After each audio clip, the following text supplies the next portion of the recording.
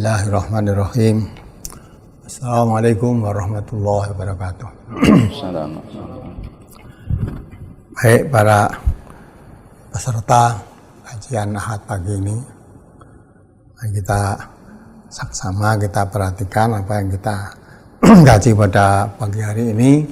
Dan tadi sudah dibacakan brosur yang pada pagi ini merupakan kelanjutan brosur akad yang dulu itu hidup sesudah mati, yang kemarin satu, sekarang yang kedua, dan sedikit tentang masalah-masalah kubur.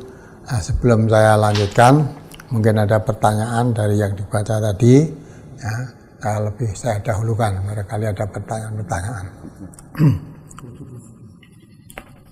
Yang berkenaan dengan brosur sementara belum ada. Ya. Baiklah, jadi kalau belum ada pertanyaan, mari kita kaji. Dan menjadi ketetapan Allah, takdir Allah. Wah, yang pertama itu dibaca. Alam kubur atau alam barzah. Setiap manusia akan mengalami mati, kemudian berada pada alam kubur atau alam barzah, yaitu masa setelah manusia mati sampai hari kiamat. Firman Allah Subhanahu wa taala, A'udzubillahi minasyaitonir rajim.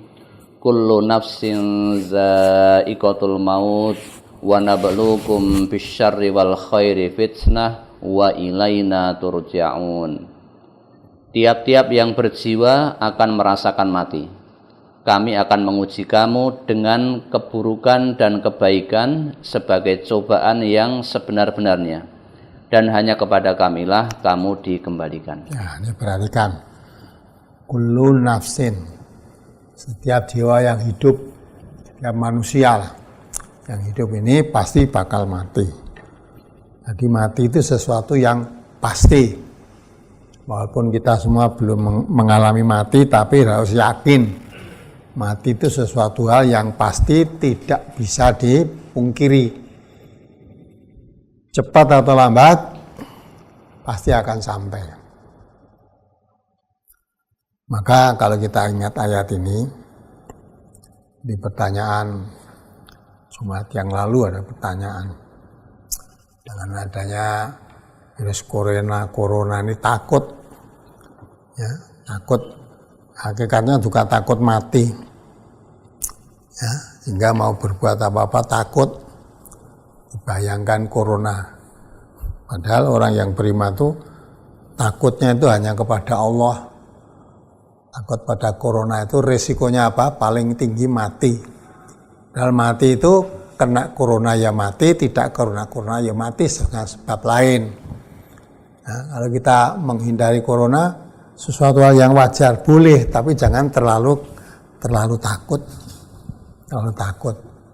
Jadi persyaratan dohiriyah sekarang dianjurkan untuk protokol kesehatan, lah itu ditepati. Tapi aktivitas setelah itu sudah biasa, jangan sampai malah karena terlalu takut melaksanakan perintah Allah, melaksanakan perintah Rasulullah pun jadi takut. Sholat saja takut berdekatan. Maka sholat harus jarak 1 meter.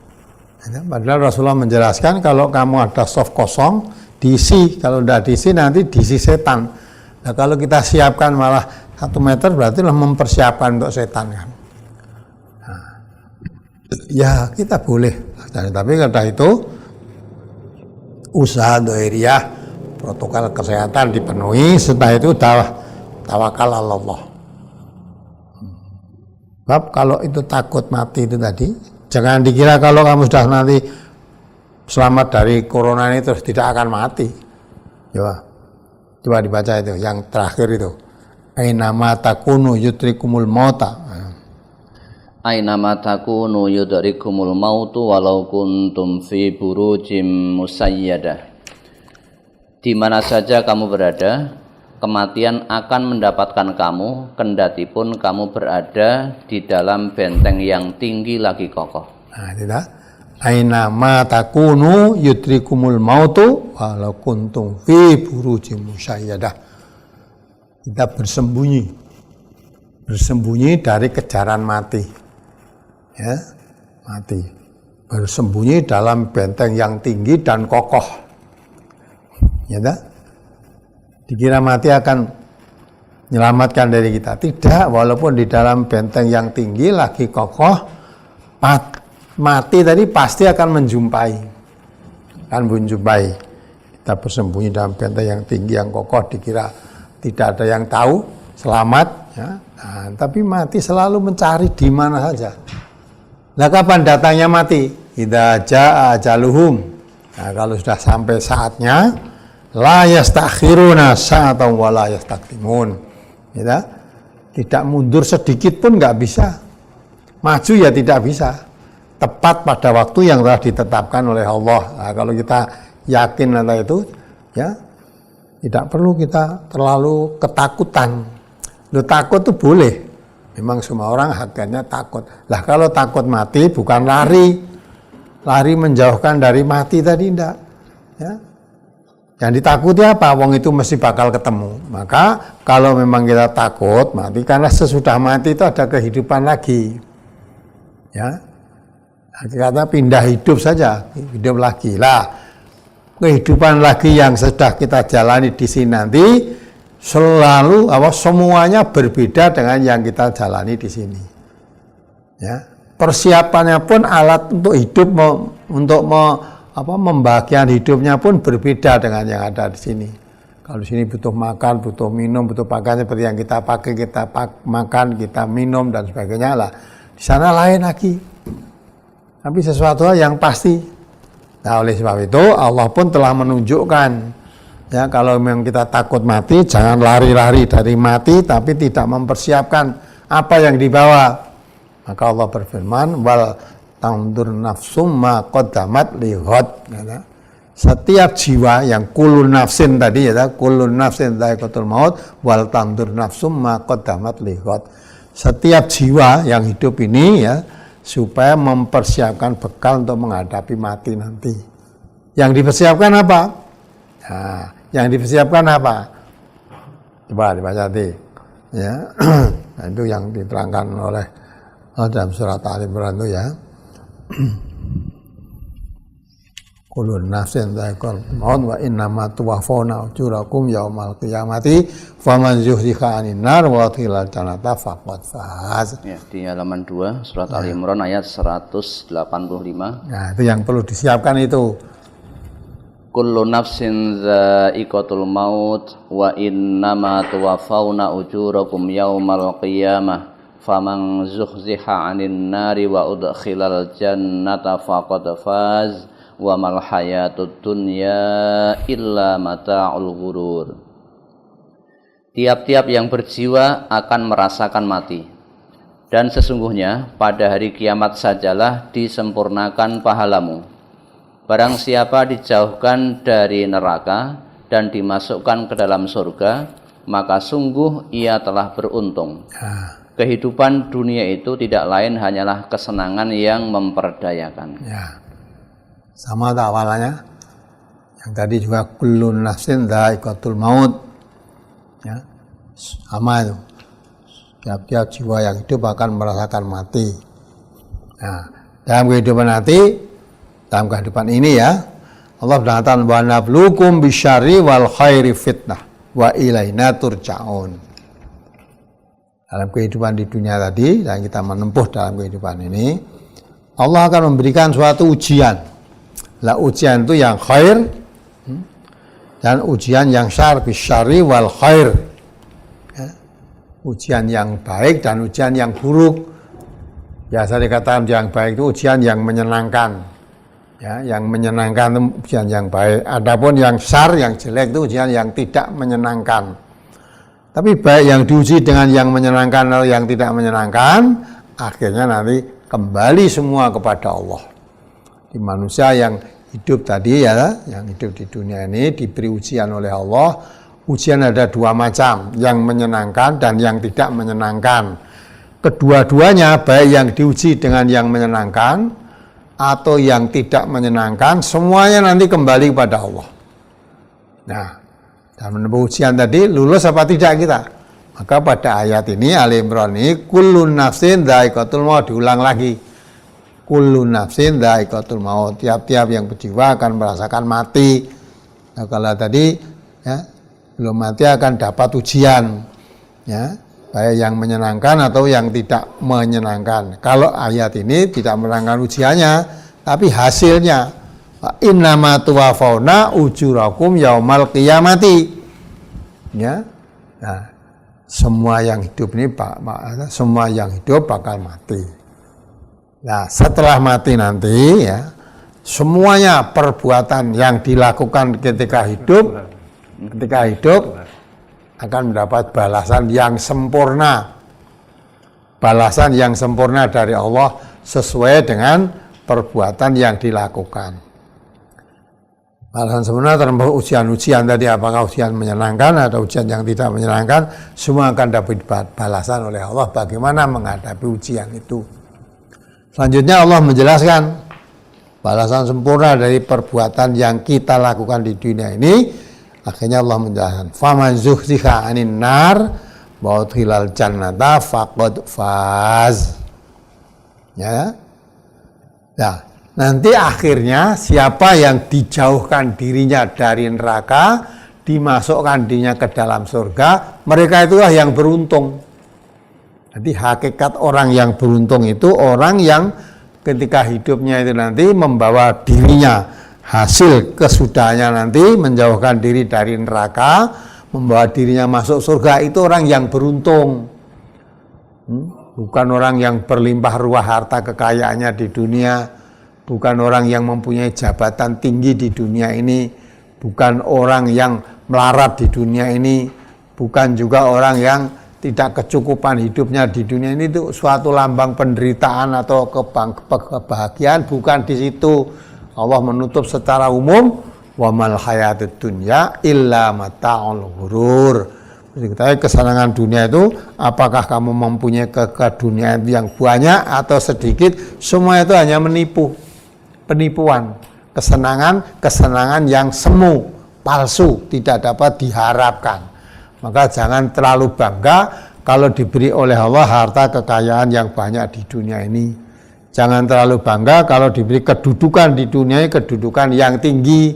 Jangan terlalu menderita, rendah diri ya kalau diberi kekayaan yang sedikit di dunia ini, yang biasa dikatakan jadi orang melarat. Jangan minder, jangan takut kalau jadi orang melarat, atau jangan merasa tidak ada harga nilainya ya, terus takut mempunyai kekayaan sedikit seolah-olah tidak berarti. Tidak, bukan itu yang menentukan ya, bukan itu yang menentukan, bukan itu. Allah telah membuat ketetapan ya, siapa yang amal perbuatannya nanti bisa membawa dirinya masuk surga, menjauhkan dirinya dari neraka, faqad faz, itu orang yang beruntung ya. Adapun kesenangan di dunia apapun yang kita miliki ini, itu mata'un ghurur.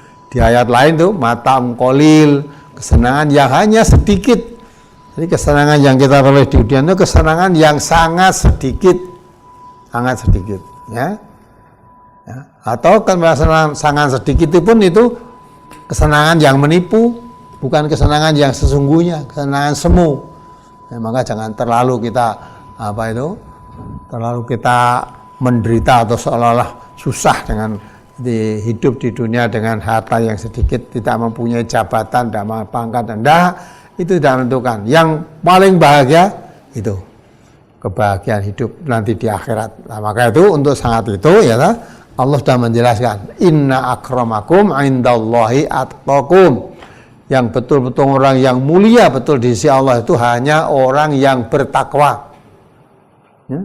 Maka ada anggapan orang ya mengatakan dirinya dimuliakan karena diberi kekayaan, Allah langsung jawab kalla.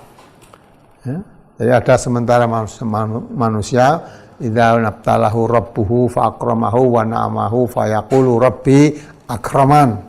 Wa idza mabtalahu rabbuhu wa qadara alaihi rizqahu fa yaqulu rabbi ahanan. Nah, itu kan. Ada sementara orang apabila diberi kemuliaan oleh Allah di dunia ini, diberi harta kekayaan yang banyak, diberi jabatan yang tinggi, Rabbi akraman, dia mengatakan Tuhanku memuliakan aku, ya. Tapi nanti kalau rezekinya dibatasi, jadi orang melarat, tidak punya, apalagi tidak punya jabatan, mengatakan Rabbi ahanan, Tuhanku menghinakan aku. Kalla, sama sekali tidak. Ya, coba dibaca ayatnya. Surat Al-Fajr nomor surat 89 ya. Ayat 15, 16 dan 17. Ya, surat Al-Fajr ayat 15, 16, 17. Al-Fajr, coba perhatikan ayat ini. Biar kita jadi obat, ya. Kalau perhatikan ayat-ayat Quran ini sebenarnya jadi obat betul, tidak terlalu bangga kalau diberi kekayaan atau diberi kedudukan, tapi tidak terlalu menderita atau selalu hina. Nggak, Allah tidak menghinakan karena banyak sedikitnya harta. Ayo dibaca ayatnya. Fa'ammal insanu idza mabtalahu rabbuhu fa'akramahu wa na'amahu fayaqulu rabbi akraman wa amma idza mabtalahu faqadara alaihi rizqah fayaqulu rabbi ahanan kalla bal la tukrimunal yatim. Adapun manusia, apabila Tuhannya mengujinya, lalu dimuliakannya dan diberinya kesenangan, maka dia berkata, Tuhanku telah memuliakanku. Adapun bila Tuhannya mengujinya, lalu membatasi rizkinya, maka dia berkata, Tuhanku menghinakanku. Sekali-kali tidak demikian. Sebenarnya kamu tidak memuliakan anak yatim. Ya kan? Tadi sudah katakan kullun nafsin dha'iqatul maut. Ya. Wa nabluukum bisyarri wal khairi fitnah. Nah, itu kan di pada pertama kali. Lah ini ujian. Tapi ada sementara manusia idza mabtalahu, apabila Allah mengujinya. Ya. Wa na'amahu, ya, diuji oleh Allah, diberi kenikmatan. Ya, diberi kenikmatan. Dia mengatakan Rabbi akraman, Tuhanku memuliakan aku. Tapi kalau diberi faqaddara alaihi rizqahu, dibatasi rezekinya, ya, sedikit, diberi rezeki yang sedikit, dia mengatakan Rabbi ahanan, Tuhanku menghinakan aku. Nah, ini orang semacam ini seolah-olah ukuran dimuliakan apa dihinakan oleh Allah, dilihat rezekinya, rezeki hartanya. Kalau hartanya banyak, seolah-olah dirinya dimuliakan oleh Allah. Tapi kalau diberi rezeki sedikit, itu dihinakan oleh Allah. Langsung Allah jawab, kalla, sama sekali tidak. Balla tukrimunal yatim. Terus satu ayat tadi, wala yakhudu, wala tahadduna ala ta'amil miskin. Nah. Dan kamu tidak saling mengajak memberi makan orang miskin. Nah, ya. Kamu yang dikatakan sama sekali tidak. Mulia dan hina bukan karena banyak sedikit harta, tapi kalau kamu tidak memperdulikan nasibnya anak yatim, ya, dan tidak mengajak orang memberi makan orang-orang yang miskin, ya, itu termasuk orang yang akan dihinakan oleh Allah. Karena itu dikatakan oleh Allah di ayat lain, orang semacam itu mendustakan agama. Ara'aital ladzi yukadzibu biddin wa dzalikal ladzi yatu'ul yatim. Wala yakhuddu ala ta'amil miskin, ya. Fawailul lil musallin, gitu ya. Itulah. Jadi siapa orang mendustakan agama itu? Yaitu orang yang tidak memperdulikan atau memperdulikan nasibnya anak yatim dan tidak mengajak orang untuk memberi makan orang miskin. Itu orang mendustakan agama. Nah, kalau orang mendustakan agama bagaimanapun juga ya tidak akan mendapat bagian tadi. Nah, kalau tidak itu mendustakan agama, berarti ujiannya tidak lulus. Ya, maka dia tidak mendapatkan balasan yang sempurna tadi. Ya, dia tidak akan menjauhkan dirinya dari api neraka, tidak akan membawa dirinya masuk surga. Padahal orang yang beruntung itu orang yang dirinya, ya, bisa selamat dari api neraka, bisa masuk ke surga. Nah, itu yang dikatakan oleh Allah, sempurna, balasan yang sempurna. Ya, wa mal hayatud dunya illa mataul ghurur tadi, Fa innama tuwaffawna ujurakum yaumal qiyamati faman zuhziha 'anil nar wa udkhilal jannah. Nah, itu siapa yang menjauhkan dari neraka, memasukkan ke surga, faqad faz, orang yang beruntung. Ya. Adapun kesenangan dunia sedikit atau banyak itu semuanya itu mataul ghurur, kesenangan yang menipu. Maka dari itulah perhatikan ayat-ayat Allah ini, kita kaji, kita dalami, ya. Insya Allah hidup ini tidak menderita hanya karena ya hartanya sedikit. Itu pun Rasulullah telah menganjurkan juga, jangan melihat masalah kekayaan harta, itu jangan melihat orang di atas kamu, ya. Jangan melihat ke atasmu, lihat apa yang ada padamu. Kalau kamu merasa lebih merasakan nikmat lagi, lihat orang yang di bawahmu, ya, di bawahmu. Yang di bawahmu masih ada tidak lebih sedikit daripada nikmat harta yang diberikan oleh Allah kepadamu. Jangan melihat yang di atas, ya. Kalau kita melihat yang di atas, saya tidak bisa merasakan nikmat yang Allah berikan pada dirinya. Nah, itulah. Maka penting sekali ini ya, sudah mati ini ya. Walaupun kita belum mengalami, tapi sesuatu yang pasti semua mesti bakal dialami. Itu jadi yang penting dipersiapkan itu bekal. Ya. Jelas hidup kita sekarang sudah hidup, bekal apa yang dipersiapkan untuk hidup sesudah hidup ini, sudah mati nanti apa yang persiapkan. Nah, itu persiapannya bukan dadak seperti ketika hidup di dunia untuk mencukupi kebutuhan di dunia, dadakan sekarang itu enggak. Ya, justru untuk hidup bahagia di akhirat nanti dipersiapkan mulai sekarang ini. Inilah yang akan dibalas oleh Allah. Apa yang kita lakukan di dunia ini menjadi sangat penentu kehidupan di akhirat kelak.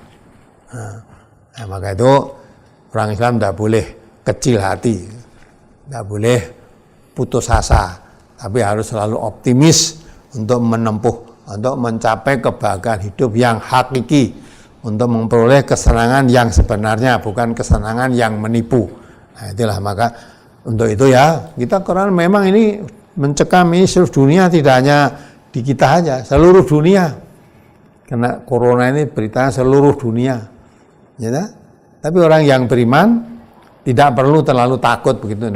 Yang penting ya dipenuhi syarat-syaratnya untuk usaha lahiriah dipenuhi. Setelah itu tawakal ala Allah. Nah, bagaimanapun juga mati itu kalau kita mau menghindari sama sekali memang tidak bisa. Itu sesuatu yang pasti, ya. Tapi sesuatu yang pasti akan datang. Lah kapan dan apa sebabnya datang kita semua tidak diberitahu oleh Allah, tidak diberitahu, ya. Tidak diberitahu. Dan sekarang ini kalau orang mati dengannya kena corona. Tapi yang mati tidak kena corona ya banyak gitu loh.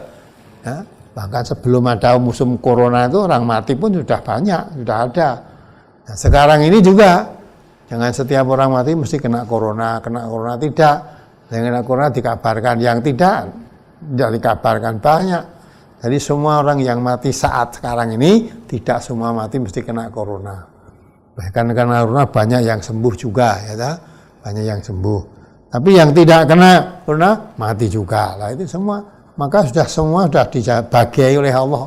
Semua mendapat bagian satu-satu. Nah, kalau satu sudah diberikan ya sudah. Nah, satu itu kapan? Nah, itu yang jangan menanyakan kapannya, apa yang dipersiapkan untuk menghadapi itu, yang penting itu. Kalau sudah yang dipersiapkan sudah siap, kapanpun datang kematian itu sudah tidak akan kecewa karena sudah dipersiapkan. Tapi walaupun tahu kapannya, ya, kalau kita tidak mempersiapkan, tidak akan menyelamatkan. Maka yang penting kesiapan tuh ya. Nabi kita pun sudah menuntun orang mati itu ditemani 3 hal. Yang 2 akan kembali, yang terus hanya 1. Yang kembali itu apa? Ahluhu wa maluhu. Ahli warisnya dan harta kekayaannya. Banyak atau sedikit, sudah. Sampai di situ saja. Tidak akan menemani sampai masuk kubur, enggak. Nah, kalau sudah dibawa ke tempat penguburan, dikubur, sudah sendiri di situ.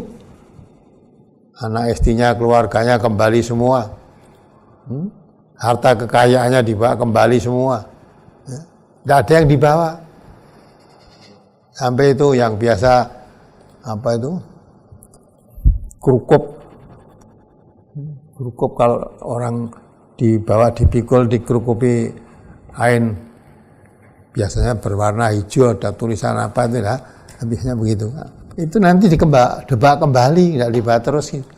Lah yang terus apa? Amaluhu, yang kan dibawa terus sampai ketemu Allah, amalnya. Nah, itu yang menentukan. Waman zuhziha 'anil nar wa udkhilal jannata faqad faz. Kalau amal yang menemani sampai ketemu Allah itu bisa menjauhkan dirinya dari api neraka, bisa menyebabkan dirinya masuk surga, itu yang beruntung. Adapun yang lain-lain tadi, hartanya kembali, ya, anak familinya kembali semua, apa yang dimilikinya diambil semua, itu memang kesenangan sementara, kesenangan yang menipu. Maka dari itu kita umat Islam, ya, wajib optimis untuk beramal soleh, tidak putus asa hanya karena masalah-masalah kecil, apa masih masalah dunia, jangan sampai kita. Nah, itulah. Ya.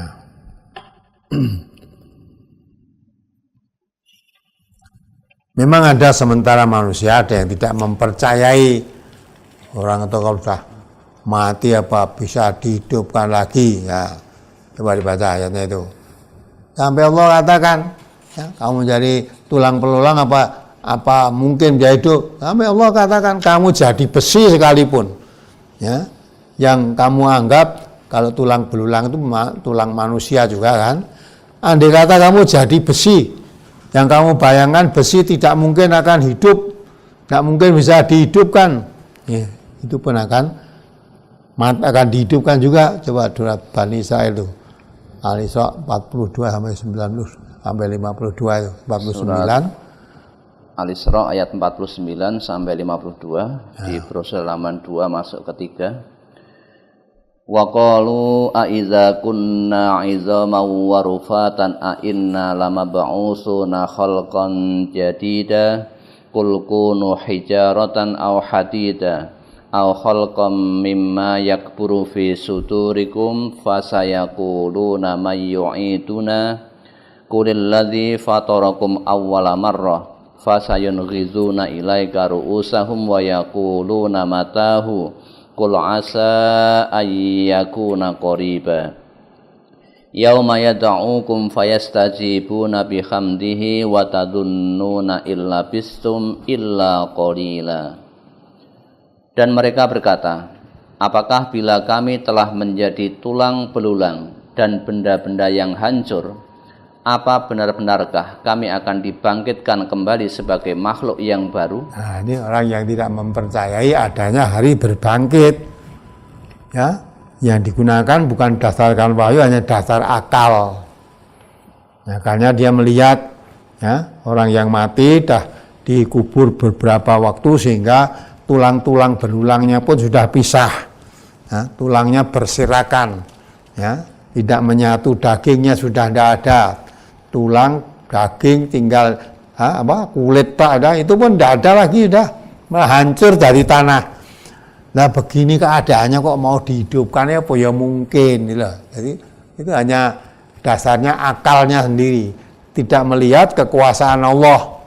Ya, maka Allah terus, ya, teruskan artinya. Katakanlah, jadilah kamu sekalian batu atau besi atau suatu makhluk dari makhluk yang tidak mungkin hidup menurut pikiranmu. Maka mereka akan bertanya, siapa yang akan menghidupkan kami kembali? Katakanlah, yang telah menciptakan kamu pada kali yang pertama. Lalu mereka akan menggeleng-gelengkan kepala mereka kepadamu dan berkata, kapan itu akan terjadi? Katakanlah, mudah-mudahan waktu berbangkit itu dekat. Nah, itu kan hanya pikirannya, ya, mengandalkan otaknya saja. Dia tidak mengerti otaknya pun yang membuat siapa? Allah kan. Ya. Jadi kalau sudah jadi tulang belulang, jadi tanah, apa mungkin maka bisa hidupkan lagi? Ya, Allah katakan, andai kata kamu jadi batu atau jadi besi, ya, batu besi. Kalau tulang tadi kan kamu tahu pernah hidup, ada tulang belulang yang membungkus daging ini telah hidup. Nah sekarang kan dikata kamu jadi besi, jadi batu yang selamanya tidak pernah hidup. Dan kamu berpikir batu, besi tidak mungkin akan dapat hidup. Nah, maka andai kata sampai Allah menyangatkan, andai kata kamu jadi batu atau jadi besi yang menurut akal pikiranmu tidak mungkin akan dapat hidup menjadi benda hidup, itu pun Allah akan menghidupkan kamu.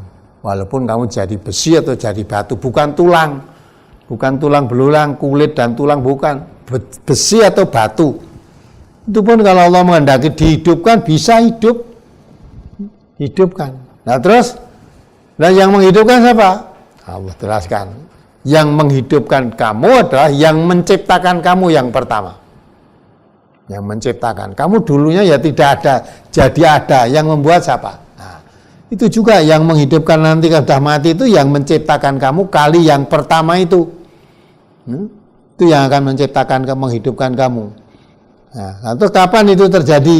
Nah, katakanlah Muhammad, hal itu tidak lama, akan sebentar saja. Artinya peristiwa itu kapan kamu mengatakan kapan itu terjadi, mudah-mudahan tidak lama. Gitu kan? Jadi seolah-olah yang diandalkan adalah jalan pikirannya. Nek wis remuk hancur dari tanah sing urip ki piye ta? Nah, kamu tidak pernah berpikir kamu dulunya tidak ada. Sekarang ada yang menghidupkan, bagaimana? Siapa yang menghidupkan? Allah kan yang menghidupkan. Allah kalau menghendaki sesuatu tinggal kun. Ya, kalau mengatakan kun, fayakun. Allah mengatakan ini ada, pasti ada. Artinya Allah itu menghendaki apapun bisa. Maka jangan mengecilkan kekuasaan Allah. Nah, terus? Yaitu pada hari Dia memanggil kamu, lalu kamu mematuhinya sambil memuji-mujinya, dan kamu mengira bahwa kamu tidak berdiam di dalam kubur kecuali sebentar saja. Ya. Walaupun kamu mungkin ribuan tahun dikubur, jutaan tahun mungkin dikubur, tapi nanti kalau dibangkitkan dari kubur, seolah-olah kamu kok baru saja tidur dah dibangkitkan. Siapa yang membangkitkan ini? Nah, maka itu manusia. Nah, ini tidak mengerti ini, kecuali atas keterangan Allah. Itu hal-hal yang gaib itu, yang gaib itu yang tahu hanya Allah. Maka andai kata manusia tidak diberitahu, tidak akan mengerti. Nah, hidup ini apa nanti akan setelah mati akan apa dihidupkan lagi itu bagaimana, itu kalau tidak diberitahu oleh Allah, tidak ada yang tahu. Maka kunci yang gaib itu yang tahu hanya Allah. Lah orang yang beriman, hal-hal berita-berita yang begini ini ya diperintah mengimani saja, tidak diperintahkan untuk mengetahui, karena bagaimanapun juga tidak mungkin akan mengetahui. Tapi yang difirmankan oleh Allah berupa hal-hal yang gaib itu kita diwajibkan mengimani saja bahwa itu pasti akan terjadi. Allah yang dikatakan oleh Allah itu walaupun itu nanti akan dibangkitkan kembali setelah mati, akan dimasukkan neraka, dimasukkan surga, ya, dikubur nanti walaupun berapa tahun, jutaan tahun mungkin dikata seolah-olah hidup sebentar, hidup dikubur sebentar saja, ya, mati tidur dikubur sebentar, dibangunkan. Yang selama ini kamu tidak bayangkan bahwa nanti akan bisa dibangunkan, oh sudah. Itu semua pertanyaan gaib. Nah, yang gaib itu orang yang beriman, alladzina yu'minuna bil ghaibi.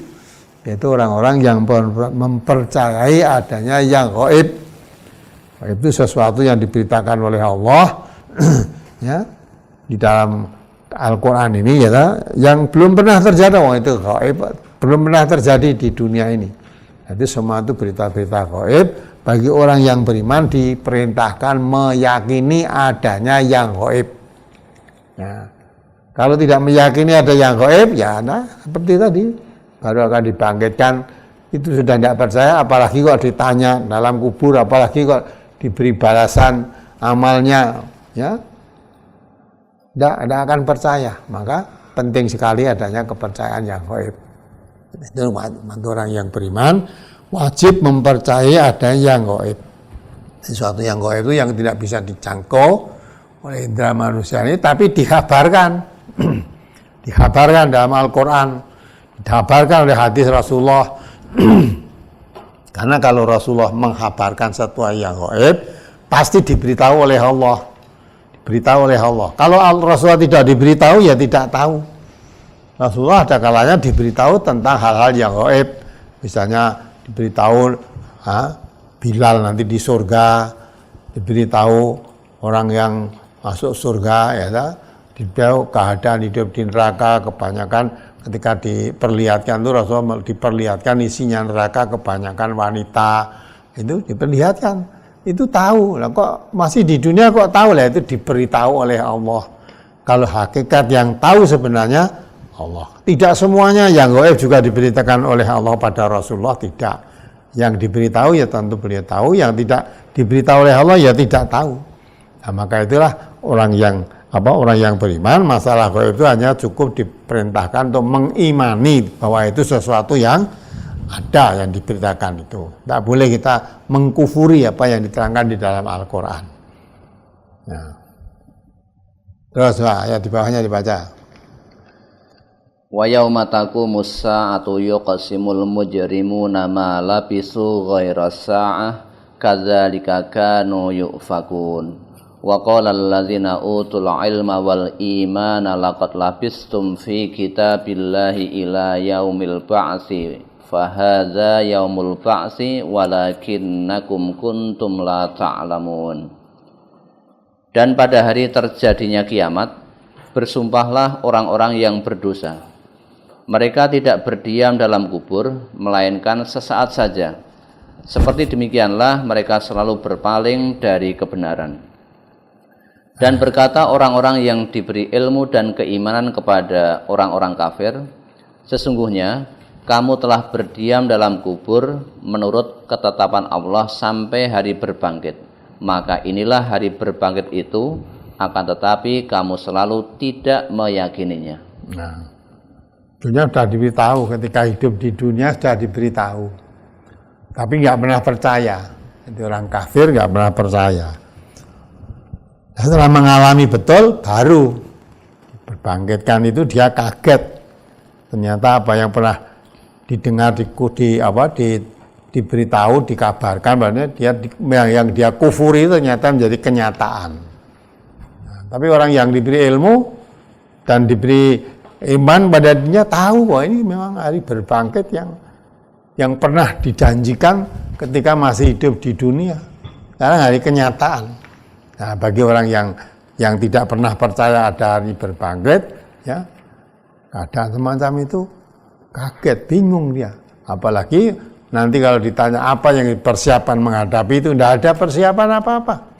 Nah, itulah maka akibatnya. Maka dari itulah malah tidak percaya kok dikubur nanti bagaimana, tidak percaya. Maka coba sekarang hadis-hadis mengenai kubur ini dibaca halaman 6 itu ya. Hadis-hadis Rasulullah sallallahu alaihi wasallam. An Ibnu Umar anna Rasulullah sallallahu alaihi wasallam qala Inna ahadakum idza mata uridu alaihi maq'aduhu bil ghadati wal asiyyi in kana min ahlil jannati famin ahlil jannati wa in kana min ahlin nari famin ahlin nari yuqalu hadza maq'aduka hatta yab'atsakallahu ilaihi yaumal qiyamati. Rawahu Muslim. Dari Ibnu Umar bahwasanya Rasulullah sallallahu alaihi wasallam bersabda, sesungguhnya salah seorang di antara kalian apabila meninggal dunia akan diperlihatkan kepadanya tempat duduknya di waktu pagi dan sore. Jika ia termasuk ahli surga, maka akan diperlihatkan surga kepadanya. Dan jika ia termasuk ahli neraka, akan diperlihatkan kepadanya neraka kepadanya. Lalu dikatakan kepadanya, ini adalah tempatmu hingga Allah membangkitkan kamu kepadanya pada hari kiamat. Nah, ini Rasulullah diberitahu hal yang gaib ini. Ya, Rasulullah diberitahu bab ini neraka surga kan gaib. Nah, orang yang mati dalam kubur itu jaga gaib, ya kan? Nabi belum tahu diberitahu oleh Allah. Nabi masih hidup waktu itu, ya. Beritahu. Jadi orang itu sudah mati nanti, ya. Pada setelah selesai perhitungan yaumul hisab, nanti dia akan ditempatkan, calon tempatmu nanti di mana, di surga atau di neraka, itu sudah diberitahu. Ya, masih dalam kubur sudah tahu saya nanti tempat di surga atau neraka, diberitahu oleh Allah. Maka orang calon penghuni surga setiap pagi dan setiap sore ditunjukkan tempat duduknya. Ya, tempat duduknya di surga. Ya, kalau dia calon penghuni surga, nanti ditunjukkan ini nanti tempatmu di sana. Kalau dia calon menjadi penghuni neraka, juga ditempatkan tiap pagi dan sore di sana. Nah, mungkin tanya, loh, nanti dikubur apa? Ada pagi dan sore juga. Pagi sorenya apa ya? Seperti pagi sore ketika di dunia, itu kubur itu gaib. Ada yang tahu. Ya, tidak ada yang tahu. Paginya bagaimana, sorenya bagaimana. Hanya Rasulullah menjelaskan, ya, bahwa orang ahli surga maka diperlihatkan surga kepadanya. Dia termasuk ahli neraka, diperlihatkan neraka kepadanya. Ya, ini adalah tempatmu hingga Allah membangkitkan kamu padanya pada hari kiamat. Setiap pagi dan sore diperlihatkan tempatmu besok di sana, tempat besok di sana. Sudah tahu, belum menjadi penghuni surga, tapi dia calon penghuni surga. Tiap hari ditunjukkan keindahan, kemewahan, kesopanan di surga. Belum merasakannya tapi sudah senang. Calon menjadi penghuni. Tapi yang calon penghuni neraka setiap hari diperlihatkan dahsyatnya neraka, pagi dan sore diperlihatkan. Walaupun dia belum menempati, tapi calon tempatnya sudah ditunjukkan. Nyanda kamu tempat semua, sehingga belum menempati tapi sudah terasa. Ya, tersiksa terus setiap harinya, karena maka bakal menempati tempat yang luar biasa yang tidak pernah dialami, dirasakan, diketahui ketika masih hidup di dunia, bahkan percaya pun tidak. Nah itulah, jadi penghuni. Nanti tunggu kamu ya, sampai tunggu hari kiamat nanti, baru tempat itu kamu tempati, tapi setiap pagi dan sore diperlihatkan. Nah ini Allah memberitahu tentang yang gaib kepada Nabi kita Muhammad sallallahu alaihi wasallam. Lah Nabi kita Muhammad sallallahu alaihi wasallam memberitahu kepada kita semua. Jadi nanti kalau kita mati dan masih dalam kubur, sudah ditunjukkan tempat yang akan kita huni. Kita nanti calon di surga atau calon di neraka itu sudah ditunjukkan. Nah, maka yang tahu itu hanya Allah. Lah kalau Nabi tahu, diberitahu oleh Allah. Lah Nabi diberitahu oleh Allah, memberitahu kepada umat manusia. Tentunya umat manusia yang beriman saja yang mempercayai itu. Kalau tidak beriman, ya macam-macam jawabannya. Wong kamu sendiri belum pernah ngalami kok bisa menceritakan begini. Ya, maka dikatakan yang paling dongeng itu hanya cerita-cerita orang-orang dulu kan begitu ya. Nah itu hadis-hadis Rasulullah itu menjelaskan tentang gaib. Mengapa Rasulullah bisa menjelaskan? Tentu diberitahu oleh Allah. Itulah yang gaib. Kalau berita itu dari Allah, dari Al-Quran, itu dari Rasulullah, dari hadis Nabi, itu kalau betul-betul berita itu dari Allah, dari Rasulullah, itu gaib yang sebenarnya. Kalau berita hanya kata orang, bukan dari Allah, bukan dari Rasulullah, ya, tanpa dasar kebenaran. Ya, nah kadang-kala orang-orang malah lebih takut kepada berita-berita gaib yang diberitakan tanpa dasar. Kalau yang diberitakan dengan dasar Quran maupun dari hadis malah dianggap itu dongeng. Ya, itu tidak percaya. Itulah orang-orang, bedanya orang yang beriman dan tidak beriman. Nah, terus coba bawahnya sekali dibaca. An Ibnu Umar qala Nabiyyu sallallahu alaihi wasallam idza mata ar-rajulu urida alaihi maq'aduhu bil ghadati wal asiyyi in kana min ahlil jannati fal jannatu wa in kana min ahlin nari fan naru. Qala summa yuqalu hadza maq'atuka alladzi tub'atsu ilaihi yaumal qiyamati. Rawahu Muslim. Dari Ibnu Umar, ia berkata, Nabi sallallahu alaihi wasallam bersabda, apabila seseorang meninggal dunia, akan diperlihatkan tempat duduknya pada pagi dan petang hari. Apabila ia termasuk ahli surga, maka diperlihatkan surga. Dan jika ia termasuk ahli neraka, maka diperlihatkan neraka. Nabi sallallahu alaihi wasallam bersabda, kemudian dikatakan kepadanya, ini adalah tempatmu yang kamu akan dibangkitkan padanya besok pada hari kiamat. Nah, bersama lah. Jadi semua ahli kubur nanti kalau dia calon penghuni surga setiap pagi dan senja ditunjukkan tempatmu. yang ahli dia calon-calon masuk neraka, ya setiap pagi senja ditunjukkan, ini calon tempatmu nanti, ini calon tempat nanti, tapi ditempatin nanti setelah hari kiamat. Ya, hari kiamat, ya, baru kamu nanti akan ditempatkan di surga atau tempat di neraka. Tapi setiap pagi dan sore, setiap hari ditunjukkan calon tempat yang akan dihuni, itu nanti ditunjukkan semua. Coba bayangkan itu, ya. Kalau ditunjukkan setiap hari, ya, tempat surga, walaupun belum merasakan, terus diliputi rasa kegembiraan terus, ya. Nah, kepingin bagaimana kita untuk segera menempati itu. Tapi kalau calon penghuni neraka, walaupun belum menempati neraka, tiap hari ditunjukkan ini calon tempatmu nanti. Wah, sudah, ya, tiap hari pagi sore ditunjukkan. Nah, padahal dulu nggak pernah dipercaya adanya neraka surga, nggak pernah diperjangankan rasa surga. Hari berbangkit itu pun nggak dipercaya. Sekarang ditunjukkan setiap pagi dan sore, selalu tunjukkan. Bisa bayangkan ini calon penghuni. Padahal itu pasti, entah kapan, tapi pasti itu bakal ditempati. Nah, ini menderita selamanya lah itu. Nah, kalau udah bukan itu, nggak mungkin ada tempat untuk menghindarkan diri dan tidak ada penolong, tidak ada pelindung. Nah, itulah, maka itu hal-hal yang gaib bagi orang yang beriman dipercaya, diyakini. Nah, untuk mempersiapkan hal yang semacam itu, maka mulai sekarang, mumpung masih hidup ini, dipersiapkan, ya, tempat duduk di surga. Nah, hindari tempat-tempat di neraka itu. Syaratnya bagaimana? Maka tadi Allah telah jelaskan, faman zuhziha 'anil nar wa udkhilal jannata faqad faz.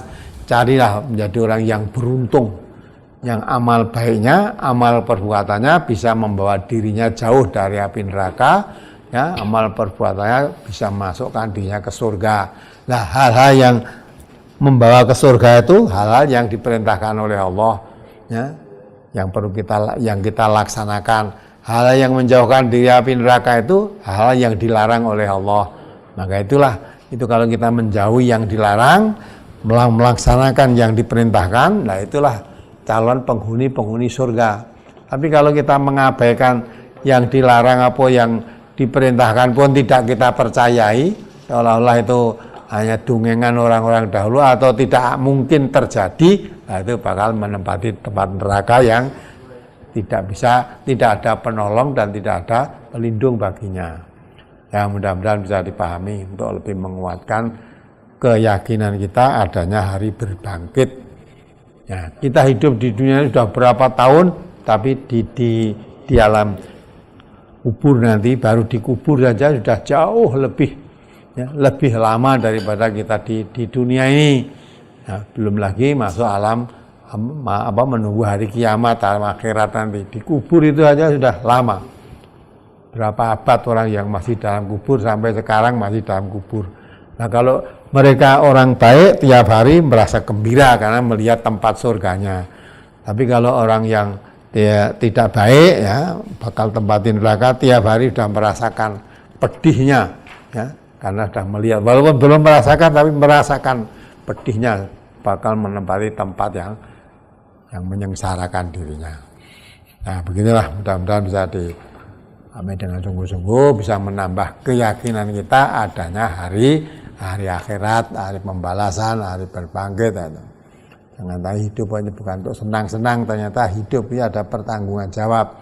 Yang memang hakikatnya Allah menciptakan manusia hidup ini hanya untuk beribadah. Wa ma khalaqul jinna wal insa illa liya'budun. Ya, Allah ciptakan jin manusia itu hanya untuk beribadah. Kalau itu dilaksanakan perintah Allah untuk beribadah inilah akan mencapai kehidupan yang bahagia tadi. Tapi kalau dilupakan, malah sama sekali tidak mempercayai hidup itu hanya beribadah, enggak, seolah hidup hanya untuk senang-senang, ya, senang-senang di dunia ini. Wong hidup kok, ya, mumpung bisa hidup, besok kalau udah mati kan nggak bisa berbuat begini begitulah. Itulah itu nanti yang bakal menderita untuk selama-lamanya. Ya, mungkin ada pertanyaan sebelum kita lanjutkan. Ya, ada beberapa pertanyaan yang terkait dengan brosur.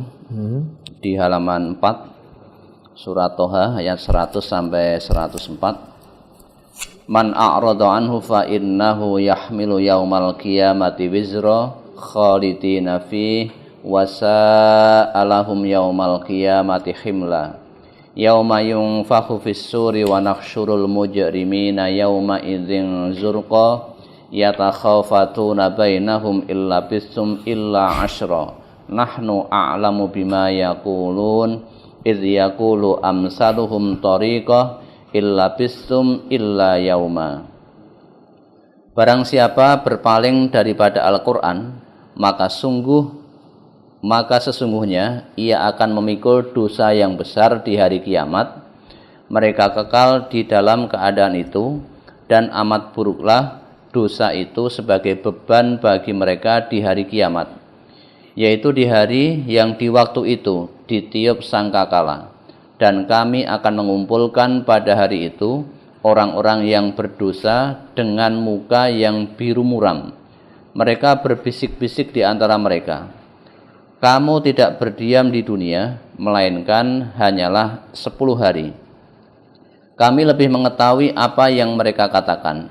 Ketika berkata orang-orang yang paling lurus jalannya di antara mereka, kamu tidak berdiam di dunia, melainkan hanyalah sehari saja.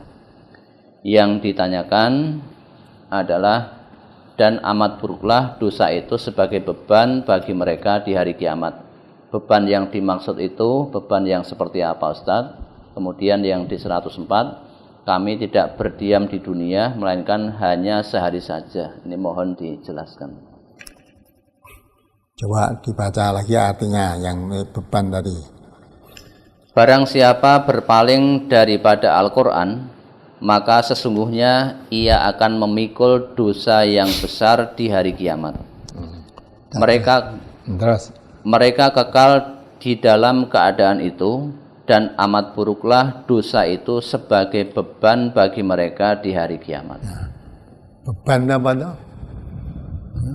Beban itu sesuatu yang menjadi tanggungan. Misalnya dalam beban berat, kalau memikul atau menggendong beban berat, barangnya itu sangat berat. Ya, nah ini beban yang bukan memikul barang begitu, tapi memikul dosa. Nah, beban di sini hanya dosa. Di ayat lain Allah katakan, wa man a'rada dzikri fa innalahu ma'isyatan dongka wa nahsurhu yaumal qiyamati a'ma.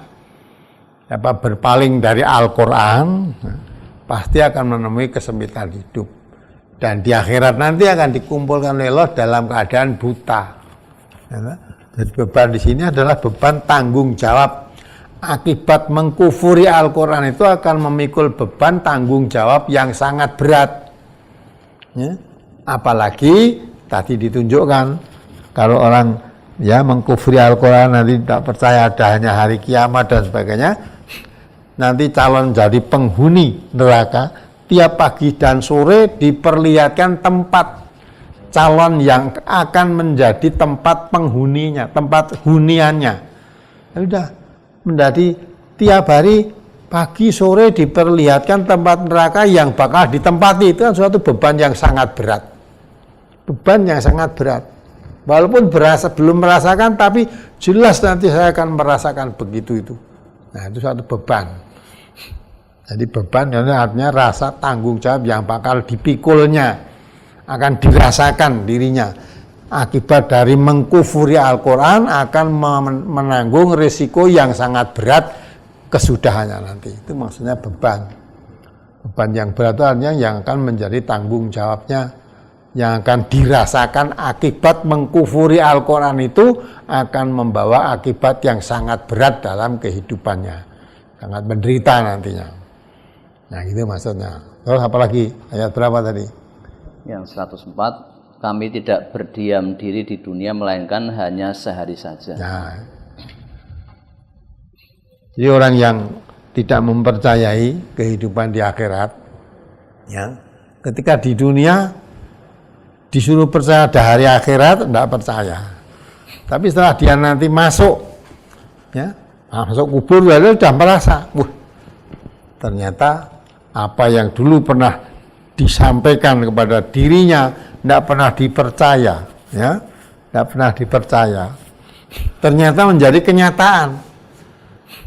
Nah, seolah-olah dia merasakan kehidupan di dunia itu tidak lama, sehingga tidak cukup untuk berpikir, tidak cukup sampai menemukan hakikat, sampai masuk di dalam kubur itu. Padahal dulu sudah banyak keterangan-keterangan diterangkan, tidak percaya, ya, malah dikatakan itu dongengan, ya, malah itu kan tidak mungkin orang mati masa akan dibangkitkan lagi. Nah, jadi tanah tulang belulang, ya, malah ketika itu dikatakan, apa juga nenek-nenek moyang kami yang sudah mati lama nanti juga akan dihidupkan kembali. Nah, itu yang begini itu kan ya tidak percaya. Tapi setelah masuk dalam kubur betul baru dia. Jadi seolah hidup di dunia sebentar, tidak sampai untuk berpikir sampai ketemu masuk alam kubur itu. Sehingga belum ada waktu untuk berpikir panjang, sehingga dia tidak mempercaya adanya hari kubur, hari berbangkit, tidak percaya. Maka seolah hidup di dunia itu hanya sebentar saja, belum sempat sampai mempelajari sampai adanya masuk ke alam kubur ini. Artinya seolah-olah dia menyesal, belum sampai saya mengetahui yang begitu sudah masuk kubur. Maka hidup di dunia itu hanya sebentar sekali, belum cukup bagi dirinya. Maka banyak orang yang meninggal dunia itu nanti diterangkan dalam Al-Quran dan ingin kembali, ya, sudah ada belum tadi. Jadi ingin kembali, minta kembali pada Allah, kembalikan ke dunia. Saya tidak akan berbuat seperti yang dahulu kita lakukan. Itu karena menyesal, ya. Seolah-olah hidup di dunia belum lama, tahu-tahu mati. Maka minta dikembalikan oleh Allah ke dunia, dia akan berbuat tidak seperti yang telah diperbuatnya itu. Ya, akan berbuat baik. Belum masuk ya. Dia minta dikembalikan. Halaman 6, Ustaz. Nah, Surat Al-Mu'minun ayat 99 sampai 100. Hatta idza jaa ahadahumul mautu qala rabbirji'un la'alli a'malu shalihan fima taraktu kalla innaha kalimatun huwa qailuha wa min waraihim barzakhun ila yaumi yub'atsun. Demikianlah keadaan orang-orang kafir itu hingga apabila datang kematian kepada seseorang dari mereka, dia berkata, "Ya Tuhanku, kembalikanlah aku ke dunia, agar aku berbuat amal yang soleh terhadap yang telah aku tinggalkan." Sekali-kali tidak. Sesungguhnya itu adalah perkataan yang diucapkannya saja, dan di hadapan mereka ada dinding sampai hari mereka dibangkitkan. Nah, dia menyesal kan? Menyesal. Ketika hidup di dunia, diberitahu tentang kehidupan akhirat, tidak percaya. Maka dia tidak mempersiapkan bekal untuk amal menghadapi akhirat itu. Maka dia melakukan perbuatan pelanggaran-pelanggaran yang mengabaikan Al-Quran tadi. Maka setelah mati dia, "Ya Tuhan kami, kembalikanlah aku ke dunia." Minta kembali ke dunia, ya, agar aku berbuat amal yang soleh terhadap yang telah aku tinggalkan. Ketika dunia, amal soleh aku tinggalkan. Saya selalu melakukan perbuatan-perbuatan yang dilarang oleh Allah. Maka kalau kembali ke dunia, dia akan berbuat amal soleh yang dulu selalu ditinggalkan. Ya, selalu ditinggalkan. Itu menyesal, karena tidak mempercayai apa yang dialami itu akan terjadi. Maka setelah mengalami betul, baru dia menyesal, minta dikembalikan ke dunia, akan berbuat amal yang soleh. Yang dulu saya tinggalkan akan saya lakukan semua yang amal-amal yang soleh itu. Ya. Tapi Allah sudah tahu itu, sungguhnya itu adalah hanya perkataan yang diucapkan saja. Andai kata orang itu dikembalikan ke dunia, itu pun ya tidak akan begitu. Tidak akan berbuat amal soleh juga. Ya. Karena memang dulu pun ketika hidup di dunia sudah diberitahu juga. Bahkan apa yang dialami sekarang ini pun sudah diterangkan ketika hidup di dunia, tapi nggak mau percaya. Jadi kalau sekarang mau melakukan perbuatan amal yang soleh, bukannya dia tidak tahu kalau ya amal soleh itu sudah diajarkan, sebetulnya sudah diajarkan.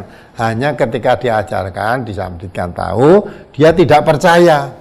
Ya tidak percaya. Maka andai kata itu nanti beri waktu hidup lagi, ya kita hidup di dunia sana, alamnya beda dengan di sini, ya lain lagi, udah tidak percaya lagi. Tidak percaya, maka udah tidak dipercaya ucapannya.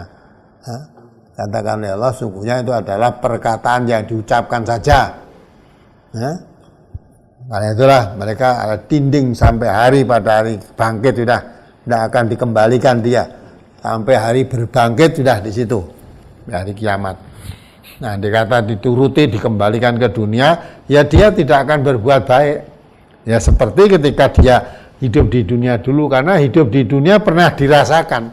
Itu pun diberitahu, dinasihati untuk mempersiapkan amal menghadapi hari ini, ya tidak pernah percaya. Jadi bukannya mereka tidak tahu, dunia tahu tapi memang tidak mau. Andai kata ini dikembalikan, itu hanya ucapan saja.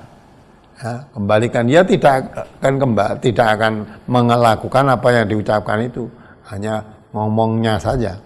Karena hal itu sebenarnya sudah diberitahu juga ketika hidup di dunia. Artinya ketika hidup di dunia itu sudah diberitahu, tapi tidak mau tahu. Nah, itulah ketika hidup di dunia. Maka andai kata itu dikembalikan, nanti ya seperti itu lagi. Allah lebih tahu kan manusia itu.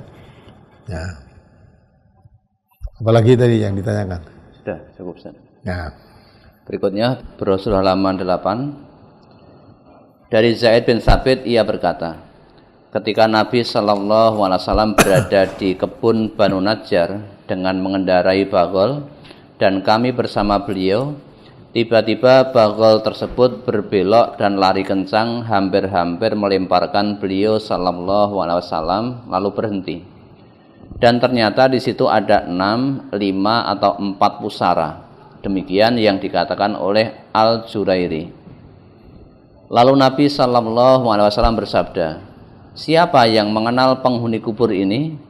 Lalu ada seorang sahabat yang menjawab, saya. Beliau bertanya lagi, kapan mereka itu meninggal? Sahabat tadi menjawab, mereka itu meninggal dalam kemusyrikan. Nabi SAW bersabda, sesungguhnya umat ini akan diuji di dalam kuburnya. Sekiranya aku tidak khawatir bahwa kalian akan takut mengubur mayat, tentu aku berdoa kepada Allah agar Allah memperdengarkan siksa kubur kepada kalian sebagaimana yang aku dengar. Ini yang ditanyakan pada kalimat sesungguhnya umat ini akan diuji di dalam kuburnya. Ini mohon dijelaskan. Ya, jadi Rasulullah itu masalah gaib lagi, diberitahu oleh Allah. Jadi ketika Rasulullah sedang naik bihol, untuk kuda kecil itu ya, tahu-tahu lari kencang, tahu-tahu berhenti. Jadi lewat di kubur tadi. Nah kemudian Rasulullah menanya, ya, karena dia ada lewat di kubur tadi kok mati. Siapa yang tahu? Ini kuburnya siapa ini? Ya, ada yang sahabat yang tahu. Oh ini kuburnya 4 atau 5 kubur. Ini di antara diterangkan ini orang musyrik kubur di situ. Nah sehingga ketika di dalam kubur itulah orang yang musyrik ketika hidup di dunia mendapat siksaan kubur. Nah ketika behol yang dinaiki oleh Rasulullah tadi lari kencang karena mendengar teriakan orang yang disiksa di dalam kubur.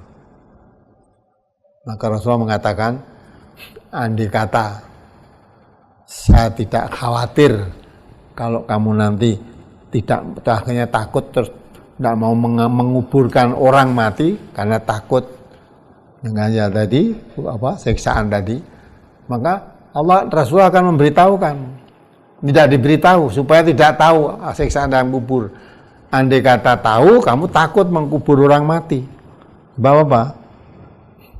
Jadi Rasulullah menjelaskan, saya akan kabarkan, andai kata tidak khawatir kamu takut, saya kabarkan apa yang saya dengar dari orang yang disiksa di dalam kubur ini.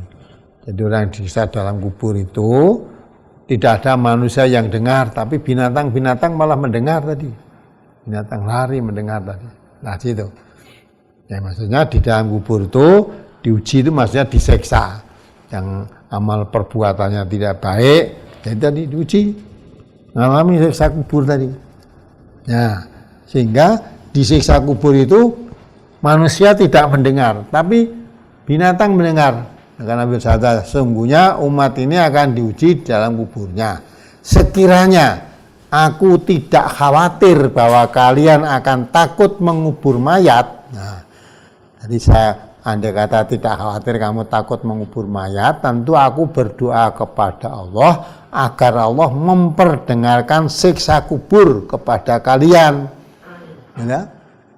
Tapi kalau kamu dengar siksa kubur, sehingga kalau nanti kalau ada orang mati, kamu takut, tidak mau menguburkannya.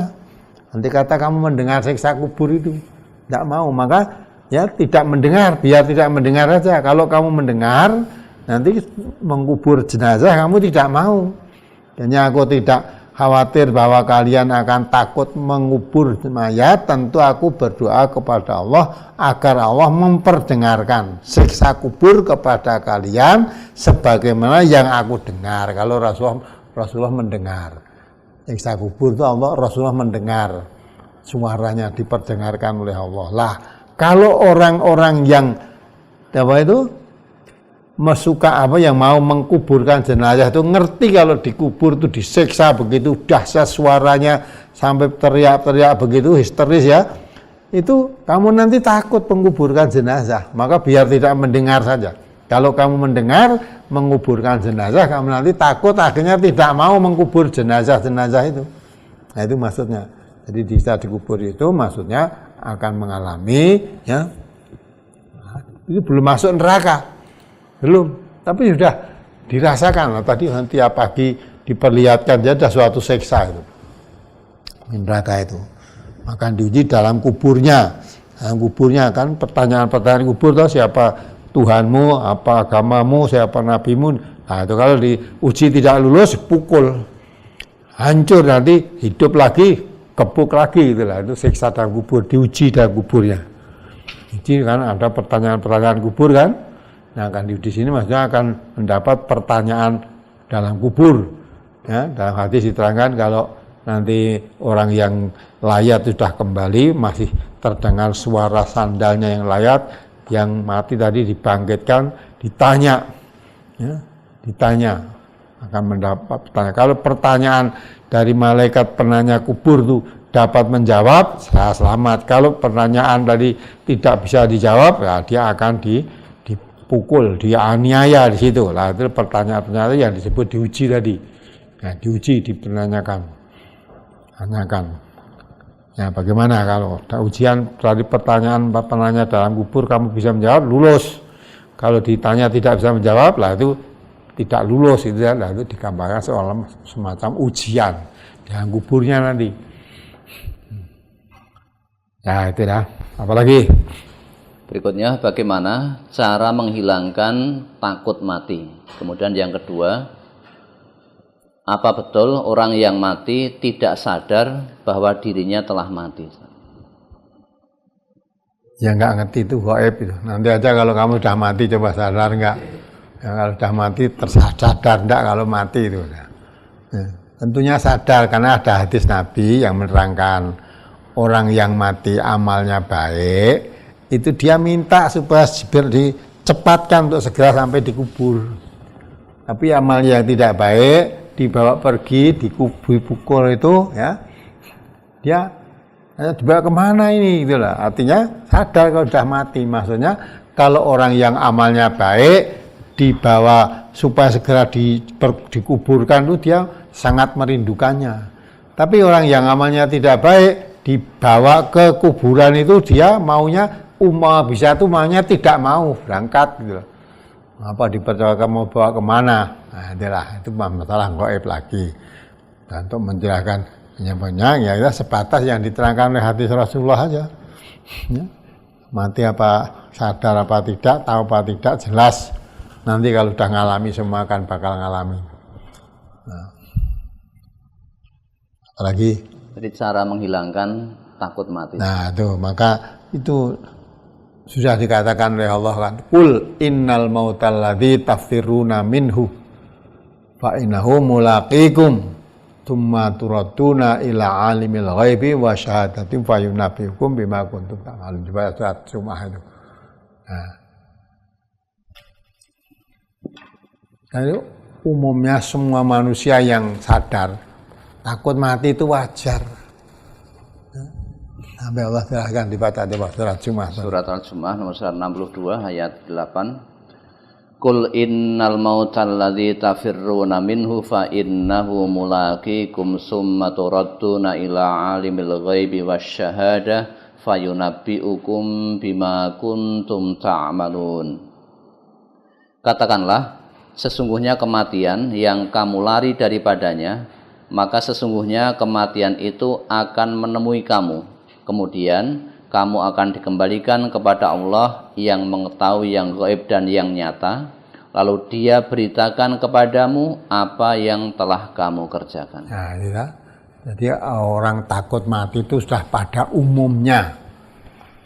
Ya. Kalau orang yang waras mati takut itu pada umumnya. Ya. Kalau orang menyengaja mati, jarak untuk mati itu tidak waras itu ya. Nah, jadi Allah beritahu semua pada umumnya manusia itu takut mati pada umumnya.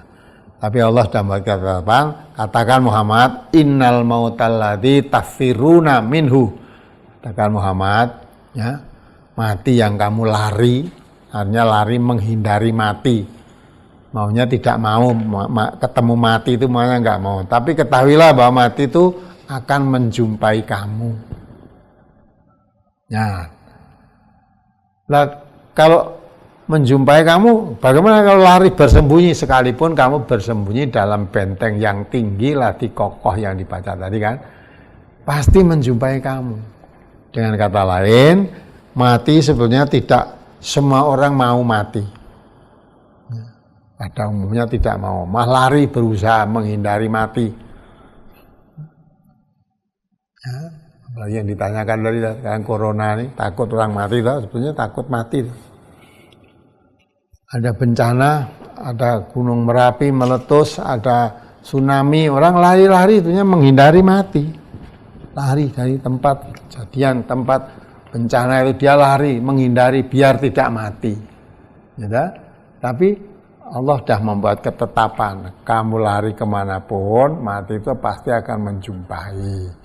Maka ya kalau orang takut mati itu wajar, tapi kalau takut mati bukan sekedar lari-lari saja, yang lebih apa itu dipersiapkan lagi karena Allah sudah membuat kepastian bahwa mati itu pasti bakal menjumpai kamu.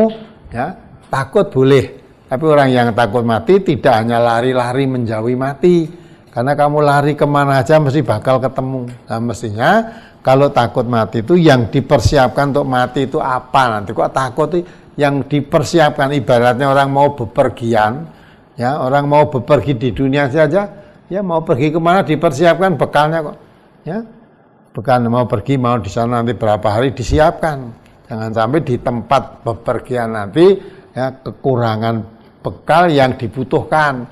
Nah kalau memang kamu takut mati, maka wal tangdur nafsum maqaddamat lighad, supaya dipersiapkan bekal untuk menghadapi mati itu apa, dipersiapkan. Sebab kalau kamu takut, ya, takut atau tidak takut, pasti mati itu menjumpai kamu. Tapi kamu takut atau tidak takut, bekal itu diperlukan. Maka orang yang sadar mengerti takut mati itu boleh, tapi jangan lari-lari menghindari mati terus saja, tidak mempersiapkan bekal. Karena satu mati itu suatu hal yang pasti, maka yang penting dipersiapkan bukan cara menghindarinya, takutnya tadi, tapi bekal apa yang perlu dibawa itu. Nah, itulah yang perlu disadar. Maka dengan kita mengkaji Quran, mengkaji hadis Nabi akan mengerti bekal apa yang perlu disiapkan kalau mati nanti. Ya, jangan kamu pokoknya saya tidak mau mati, mau atau tidak mau mati itu pasti bakal ditemui. Maka siap atau tidak siap, ya, mati itu bakal lemah. Maka itulah orang yang bisa berpikir dengan didasari tuntunan agama. Ya, kalau kita takut mati itu yang lebih penting dipersiapkan bekalnya, bukan cara menghindarinya. Bab cara menghindarinya itu bagaimanapun juga tidak mungkin akan selalu bisa menghindari kematian, karena kematian suatu hal yang pasti. Nah sekarang ya yang Allah Karena itu kamu siap atau tidak siap, kalau sudah saatnya dipanggil oleh Allah ya harus siap. Siap atau tidak siap harus mati. Jadilah kalau itulah maka yang kalau takut mati yang diperlukan di sini adalah persiapan bekal apa untuk mati nanti. Nah, kalau sudah bekalnya dipersiapkan, bukan terus siap terus menyengaja mati, ya menyengaja itu sudah tidak ada betulnya sama sekali, apalagi menyengaja terus sampai bunuh diri, malah itu namanya menggugurkan persiapan dari semua, itu bakal masuk neraka, kerugian yang tidak bisa diobati lagi sudah. Maka itu bekalnya disiapkan, ya kalau sudah bekal disiapkan terus tawakal ala Allah. Nah itu insya Allah nanti akan tidak seperti takut mati orang yang tidak beriman. Kalau takut mati terus ya ada tanpa siap-siap bekal. Itu saya dari katakan ya, kalau memang takut mati persiapkanlah bekal untuk mati itu. Nah saya itu bukan mempersiapkan larinya kemana. Kalau lari sampai Allah sudah membatas itu, kamu bersembunyi dalam benteng yang tinggi lagi kokoh, maunya menghindari mati, tapi mati yang mencari kamu. Kamu delik yang dia ketemu itu. Nah maka kalau sudah ketemu mati itu, tinggal apa yang dipersiapkan? Bekal apa? Kalau bekalmu itu bisa membawa masuk surga menjauhi neraka, itu yang kamu beruntung, faqad faz. Itu mati yang menemui keberuntungan. Tapi kalau tidak siap, ya rugi, nanti tanpa persiapan amal tidak bisa ditebus lagi, nanti sudah mati tidak bisa menebusnya. Ya apalagi? Apakah ketika telah berada di alam kubur, adakah yang menemani dan lawan bicara kita? Dan apakah pada saat itu yang aktif roh atau jasadnya? Ya, gitu-gitu lah tadi tekok. Oke. Jadi jangan anggapan itu masalah gaib lah ya. Jangan sampai nanti kalau di sana kepengen teman, maka ada kan mempunyai keyakinan dalam satu makbarah itu istilahnya kalau di Solo ini dikatakan pamijen. Nanti dikumpulkan ini bapaknya, ibunya, anaknya, cucunya. Nah, sehingga seolah-olah dianggap kalau bapaknya, ibunya, anaknya, cucunya, buyutnya dikubur dalam satu komplek itu, seolah di sana bisa saling bertemu. Bisa saling bertemu. Sekalipun dikubur satu kubur lah. Satu kuburan. Masukkan di situ, diisi 5 orang atau 6 orang, tidak akan bertemu. Baik mayatnya ketemu jadi satu. Tapi alam kubur lain, ya. Nah, kalau mayatnya, bangkainya tadi jadi satu, tapi setelah dalam kubur alamnya lain. Jadi yang kalau kebetulan mayatnya jadi satu, tapi amalnya berbeda-beda, lah yang satu amalnya baik, setiap pagi sore diperlihatkan surga, yang satu dilibatkan neraka. Itu apa bisa nyambung tuh? Enggak. Maka jangan kan kalau sudah mati dikuburkan jadi satu, seolah-olah nanti di sana bisa menyatu lagi. Maka orang ziarah kubur pun seolah di sini satu tempat ziarah, ketemu ayahnya, ketemu ibunya, nanti dikumpulkan lagi jadi satu. Tidak kamu bayangkan kalau sudah mati, jangan bayangannya bisa saling sambung menyambung seperti ketika hidup ini. Ya, di sana memang ada dalam Al-Quran diterangkan. Ya, kalau sudah di sana nanti, ya orang ahli surga itu bisa anjang sana ke neraka. Ya, lihat, terus dia ingat suatu saat temannya yang dulu ketika di dunia dia di neraka, dia di surga waktu itu.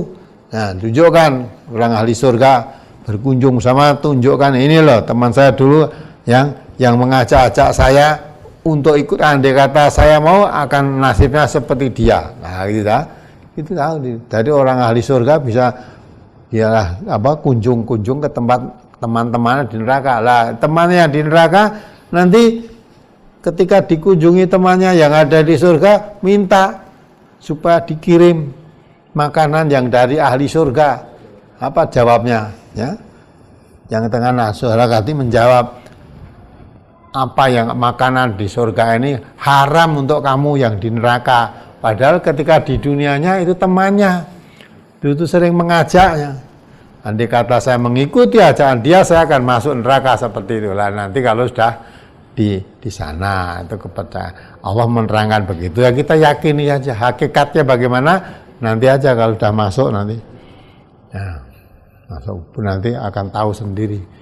Ya, kalau apa yang dikatakan oleh Allah Rasul sekedar manusia supaya tidak menerawang memikirkan hal-hal yang gaib, yang hakikatnya tidak mungkin kamu akan bisa menemukan pikiranmu dengan sesungguhnya. Nanti kalau sudah masuk yang gaib akan tahu. Ya, maka yang gaib itu diimani saja. Pada saatnya nanti akan bisa mengerti. Ya, masih ada lagi. Bagaimana pandangan Islam mengenai kebanyakan orang yang mengatakan bahwa roh orang yang sudah mati tiap malam Jumat pulang ke rumah untuk memintakan doa keluarganya. Bahkan hal tersebut dijadikan puji-pujian tiap habis azan sebelum didirikan sholat. Nah, itu tanya aja yang menerangkan begitu bagaimana tiap malam Jumat. Saya belum mengetahui itu. Tiap habis Jumat malah ada kan mayat-mayat yang mati itu mbah-mbah itu tiap malam Jumat itu pulang. Maka kalau orang Jawa dulu anggere malam Jumat suruh, kalau zaman dulu ya masih gentong-gentong suruh ngebaki, kendi-kendi suruh ngebaki. Nanti barangkali malam Jumat leluhurnya do pulang, itu kalau haus biar minum di gentong atau di kendi itu. Nah, itu jelas itu enggak ada keterangan dalam Quran. Berarti kalau tiap malam Jumat pulang nilai sing mati sing urip ndak mungkin, alamnya udah lain, masa wong mati malah iso tilik yang wong sing urip gitu. Kalau begitu kan tidak dianjurkan untuk ziarah kubur bagi yang hidup. Ya, maka Nabi menyatakan yang hidup supaya ziarah kubur itu maksudnya biar kamu ingat bahwa nanti sekarang hidup, nanti akan mati seperti yang dikubur itu. Jadi kok malah yang mati bisa ziarahi yang hidup, nanti bisa menziarahi yang hidup, nanti malah gelem bali yang kubur nanti ya toh. Ya, jadi yang betul itu yang hidup yang menziarahi, bukan kok malam Jumat terus yang mati menziarahi yang hidup. Nah, nanti kepengin urip nah ra iso nanti ya. Nah, itu keterangan yang begitu itu kami belum tahu dasarnya. Malam Jumat suruh pulang, ya, minta didoakan. Nah, bahkan orang yang hidup itu kalau dia anak soleh selalu mendoakan. Bahkan sesama orang muslim pun selalu mendoakan. Dituntun oleh Rasulullah ya. Itu kan Allahumma ighfir lil mu'minina wal mu'minat wal muslimina wal muslimat al ahya'i minhum wal amwat. Doakan orang Muslim laki perempuan, orang mukmin laki perempuan yang masih hidup maupun yang sudah mati. Itu yang hidup selalu mendoakan kepada yang mati, diminta atau tidak diminta. Ora kok malah sing mati mara nyang gone sing urip kon ndongake. Berarti iso mara kon ndongake berarti iso ngomong karo sing urip. Ya. Yang mati dengan yang hidup dan tidak bisa sambung. Ya. Jadi keterangan itu kalau itu dikatakan dari Islam mesti ada dalilnya dari Quran mau dari hadis. Nah, selama ini saya belum menemukan baik itu Quran atau hadis bahwa yang mati tiap malam Jumat pulang menemui yang hidup supaya didoakan, itu saya belum pernah menemukannya. Ya, gitu ya. Berikutnya dari brosur halaman 2 surat Al-Fajr ayat 27 sampai 30. Ya ayyatuhan nafsul mutmainnah irji'i ila rabbiki radiyatan mardiyah fadkhuli fi ibadi wadkhuli jannati. Hai jiwa yang tenang, kembalilah kepada Tuhanmu dengan hati yang puas lagi diridhoinya. Maka masuklah ke dalam jamaah hamba-hambaku dan masuklah ke dalam surgaku. Mohon dijelaskan dari ayat 29, maka masuklah ke dalam jamaah hamba-hambaku. Ini maksudnya bagaimana sih? Ya ayat Tuhan, ya ayat Tuhan nafsul mutmainnah, yang diserunya adalah jiwa yang tenang. Ya. Diseru irji'i ila rabbiki radiyatan mardiyah.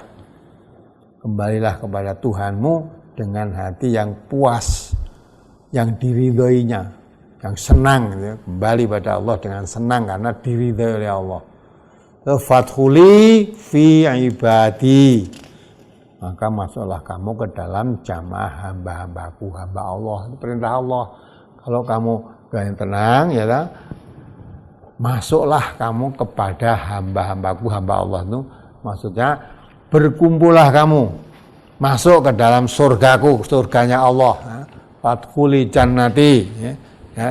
Kalau masuk kepada hamba Allah, lah nanti kamu masuk di surganya Allah itu dengan hamba-hamba Allah yang diridhai oleh Allah. Hamba-hamba Allah yang diridhai semua masuk di surga. Allah pun telah menjanjikan kalau semua itu orang yang beriman, termasuk anak cucunya beriman pada Allah, beramal soleh ya, beriman betul-betul, nanti akan dikumpulkan oleh Allah. Ya, anak cucunya, bapaknya, anaknya, ibunya, mbahnya, dikumpulkan semua. Ya, nah itu masuk kepada hamba Allah, jamaah hambaku, maksudnya jamaah hamba-hamba Allah, hanya jamaah ahli surga. Masuklah kamu kepada hamba-hambaku dan masuklah kamu ke surga. Ya. Fadkhuli fi ibadi. Fadkhuli fi ibadi. Ya. Jadi masuklah ke dalam jamaah hamba-hambaku, maksudnya jamaah ahli surga tadi. Nah, maka masuk. Jadi masuk kepada hamba Allah ahli surga tadi. Masuklah ke dalam surga, maka masuklah kamu ke surga. Jadi maksudnya jamaah hamba-hambaku ini maksudnya jamaah yang jiwanya tenang, bertakwa kepada Allah. Nah, kalau orang yang masuk ke dalam keluarga atau orang yang bertakwa kepada Allah itu nanti akan kembali kepada Allah dengan radiyatan mardiyah, dengan penuh kepuasan, kegembiraan karena diridhai oleh Allah. Maka masuklah kepada hamba-hambaku, ini artinya hamba Allah yang bertakwa kepada Allah. Nah, jangan masuk kepada golongan-golongan atau hamba Allah yang ingkar, tapi masuk kepada golongan hamba Allah yang kemarin yang diserukan jiwa yang tenang, ya, jiwa yang tenang artinya jiwa yang betul-betul tunduk patuh kepada Allah. Nah itu, maka masuk kepada hambaku, hamba Allah yang takwa kepada Allah. Nanti kamu akan dimasukkan ke surga. Nah, dan Allah berjanji kan, kalau semuanya itu bertakwa pada Allah, walaupun bapaknya, ibunya, anaknya, cucunya yang belum pernah ketemu mbahnya pun nanti ditemukan oleh Allah di surganya Allah. Nah, kamu masuk ke sana. Artinya hamba-hambaku di sini hamba Allah yang bertakwa kepada Allah lah, itu maksudnya begitu. Apalagi di yaumul hisab, bila keburukannya lebih sedikit dari kebaikannya, apakah kita mendapatkan syafaat dari Nabi Muhammad? Kalau syafaat itu sudah berulang kali saya terangkan dalam kajian akad pagi juga, syafaat diberikan oleh Nabi itu bukan nanti di sananya, ya, bukan nanti di sananya. Nabi memberikan jalan untuk mendapat syafaat. Jadi dengan ikuti Al-Quran itu pasti dapat. Maka Nabi mengatakan, ini Nabi yang mengatakan, Al-Quran syafi'un musyafaun wa makhilun musaddaqun. Ya, Quran itu syafaat itu kan pertolongan, penolong. Al-Quran syafi'un musyafaun, ya, pertolongan yang bisa menolong hambanya. Al-Quran itu Al-Quran syafi'un musyafaun wa mahilun musaddaqun, ya, dan pembela yang dibenarkan. Maka kalau kita ingin mendapat syafaat dari Al-Quran itu, faman ja'alahu amamahu wadahu ilal jannah. Ya. Siapa yang menjadikan Al-Quran itu sebagai penuntunnya, di depannya, kita mengikuti kemana saja Quran itu membawa kita ikut itu, kita akan dituntun masuk ke dalam surga. Ya. Masuk dalam surga itu mendapat syafaat. Syafaat dari Nabi yang mengajarkan Al-Quran kepada kita kan Nabi menyebarkan Al-Quran. Kita mengikuti Al-Quran dapat syafaatnya Nabi. Gitu. Mengajarkan Nabi menyampaikan kepada manusia ini Al-Quran. Nah, Quran dijadikan panutan hidup, digambarkan di depan, maka duru ma'a kitabillahi haitsu madaro. Beredarlah kamu mengikuti ma'a kitabillah maksudnya Al-Quran. Beredarlah kamu mengikuti Al-Quran, kemana saja Quran membawa kamu. Nah itu kalau kita mengikuti Al-Quran, kemana saja Quran membawa kita ikuti, kita dapat syafaat. Jadi Al-Quran hakikat itu dapat syafaat dari Nabi SAW. Ya, jangan kita mengharapkan syafaat Nabi, tetapi diperintah untuk Nabi mengikutinya tidak mau. Ya, mengikuti Allah dan Rasulnya tidak mau. Walaupun setiap hari kita membaca sholawat Nabi, tapi cukup membaca. Kalau disuruh mengikuti tuntunannya tidak mau, malah jawabnya bal nattabi'u ma alfaina alaihi aba'ana. Suruh mengikuti Allah dan Rasulnya, jawabnya tidak. Cukup saya mengikuti apa yang saya dapati dari bapak-bapak kami dulu, dari nenek-nenek moyang kami dulu. Lah yang begitu itu tidak mungkin akan dapat syafaat Nabi. Walaupun setiap hari membaca sholawatnya, tapi kalau diajak mengikuti apa yang diajarkan Nabi tidak mau, tidak mungkin akan dapat syafaat. Maka Nabi mengatakan, kullu ummati yadkhulul jannah. Semua umatku masuk surga, kecuali yang tidak mau. Illa man aba. Sahabat bertanya, wa may ya'ba ya Rasulullah, siapa umat yang tidak mau masuk surga itu siapa? Nah, Nabi mengatakan, man ata'ani dakhalal jannah. Nah, itu yang dapat syafaat dari Nabi itu orang yang taat kepada Nabi, dia akan dapat syafaat dari Nabi. Ya, Nabi menyebarkan sesuatu, yaitu mengajarkan Al-Quran. Kalau kamu ikuti Al-Quran, kemana saja Quran membawa kamu, kamu ikuti, kamu dapat syafaatnya. Ya, dapat syafaat. Tapi waman asoni, siapa yang maksiat tidak mau mengikuti Al-Quran, ya, itulah yang dinamakan faqad aba. Itu yang tidak mau masuk surga. Kepengen masuk surga, tapi kalau disuruh mengikuti Allah, mengikuti Al-Quran, mengikuti Rasulullah, tidak mau. Coba dibaca lagi itu, surat ayat 104. Surat Al-Maidah ayat 104. A'udzu billahi minasyaitonir rajim. Wa idza qila lahum ta'alu ila ma anzalallahu wa ilar rasuli qalu hasbuna ma wajadna 'alaihi aba'ana awalau kana aba'uhum la ya'lamuna syai'aw wa la yahtadun. Apabila dikatakan kepada mereka, marilah mengikuti apa yang diturunkan Allah dan mengikuti Rasul. Mereka menjawab, cukuplah untuk kami apa yang kami dapati bapak-bapak kami mengerjakannya. Dan apakah mereka akan mengikuti juga nenek moyang mereka, walaupun nenek moyang mereka itu tidak mengetahui apa-apa dan tidak pula mendapat petunjuk. Ya kan? Jadi kalau disuruh mengikuti mali, kita ikuti Allah, maksudnya Al-Quran. Ya. Dan mengikuti Rasulullah. Dia menjawab, bal nattabi'u ma alfaina alaihi aba'ana. Tidak, cukup saya mengikuti apa yang saya dapati dari bapak-bapak kami. Ada? Itu. Walaupun setiap hari membaca sholawatnya Nabi, tetapi kalau disuruh mengikuti Al-Quran, sedang Nabi katakan, duru ma'akitabillahi haitsumadaro. Beredarlah kamu mengikuti ma'akitabillah, maksudnya beserta kitab Allah, maksudnya Al-Quran. Kemana saja Quran itu membawa kamu, ikuti. Ya, ikuti Quran itu. Nah, kalau ikuti Al-Quran, pasti kamu selamat. Tapi kalau suruh mengikuti Al-Quran, kok jawabnya tidak. Saya cukup mengikuti bapak-bapak saya dulu mengajar begini, mbah-mbah saya dulu yang saya mengikuti apa yang saya dapati ajaran dari bapak-bapak kami, mbah-mbah kami dahulu. Udah, enggak usah ikuti yang sekarang ini Quran apa Sunnah Rasul, yang penting saya mengikuti ajaran mbah-mbah saya dulu. Itulah, itu namanya tidak mungkin akan mendapat syafaat Nabi yang memerintahkan suruh mengikuti tadi Al-Quran, perintah yang mengikuti perintah mengikuti Quran, mengikuti Nabi itu perintah Quran, jawabnya mengikuti mbah-mbahnya, bapak-bapaknya. Nah itu tidak mungkin akan dapat syafaat dari Nabi. Maka kalau ingin dapat syafaat Nabi, Nabi kita mengatakan duru ma'akibatillahi haitsumadaro. Duru beredarlah kamu, maka kita bilah beserta kitabillah, maksudnya Al-Quran. Ya, haitsumadaro, kemana saja Quran itu membawa kamu. Quran itu membawa kamu kemana saja diikuti. Dah, pasti kamu akan dapat syafaat dari Nabi. Selamat. Ya.